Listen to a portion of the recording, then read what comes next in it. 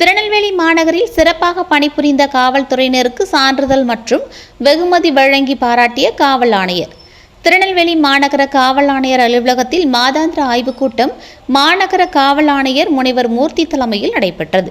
இந்த கூட்டத்தில் மாநகரத்தில் உள்ள அனைத்து வழக்குகளின் புலன் விசாரணை குறித்தும், நிலுவையில் உள்ள வழக்குகள் குறித்தும், கஞ்சா மற்றும் புகையிலை போன்ற போதைப் பொருட்கள் கடத்தல் மற்றும் விற்பனையில் ஈடுபடுபவர்கள் மீது கடும் நடவடிக்கை மேற்கொள்வது குறித்தும், பொது அமைதிக்கு பங்கம் விளைவிப்பவர்கள் மீதும், ரவுடிகள் மீதும் மேற்கொள்ளப்பட்டு வரும் நடவடிக்கைகள் குறித்தும், நீதிமன்ற அலுவல்கள் குறித்தும் மற்றும் பல்வேறு நிகழ்வுகள் குறித்தும் ஆய்வு நடைபெற்றது.